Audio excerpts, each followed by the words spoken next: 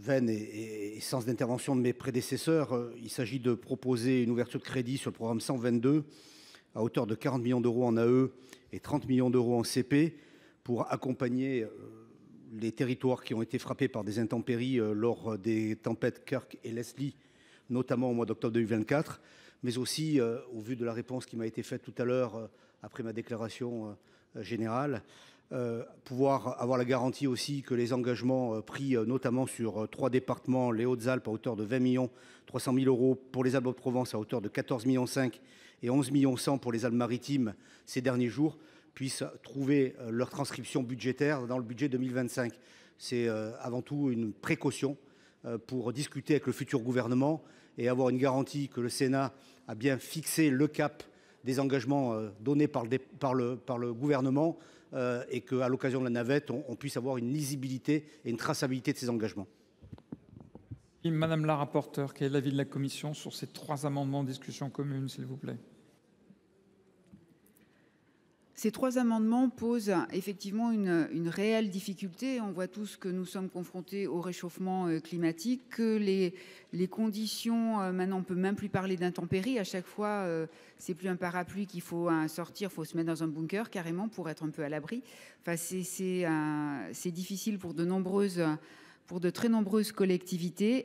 Indéniablement, elles doivent supporter des coûts d'événements climatiques répétés. Pour la dotation prévue à cet effet est la DSEC, et si toutefois elle n'était insuffisante, il pourrait être créé des fonds exceptionnels comme ceux votés pour la tempête Ciaran. Compte tenu des montants avancés par ces 3 amendements, néanmoins la Commission donc donnera un avis défavorable aux 2 premiers. Ça ne veut pas dire que la réflexion n'est pas à poursuivre, bien au contraire, étant donné l'évolution du climat. Et ça sera un avis de sagesse parce qu'il y a eu des engagements, Jean-Michel, voilà, qu'il y a eu des engagements ministériels sur une situation bien particulière. Donc, ça sera un avis de sagesse sur le 3e amendement. Mais la réflexion doit se poursuivre, je le répète, pour les 3 amendements déposés. Merci, Madame la Ministre. Votre avis sur ces 3 amendements en discussion commune, s'il vous plaît. Merci, Monsieur le Président, Mesdames et Messieurs les sénateurs.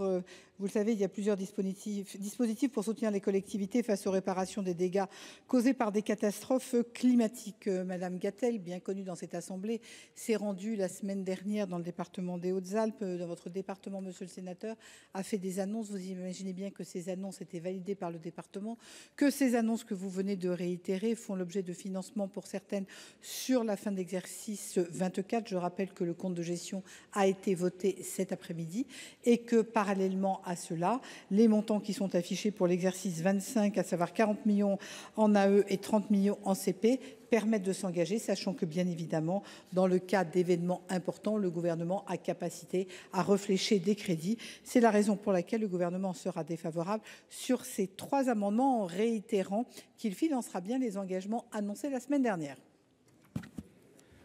Je vous remercie. Je vais mettre aux voix l'amendement 1052 avec 2 avis défavorables. Qui est pour? Qui est contre? Il n'est pas adopté. Je mets aux voix l'amendement 749 avec 2 avis défavorables. C'est le même vote? Même vote, je vous remercie. Et l'amendement 363 avec un avis de sagesse de la Commission et un avis défavorable du gouvernement. Qui est pour? Qui est contre? Il est adopté. Nous passons ensuite au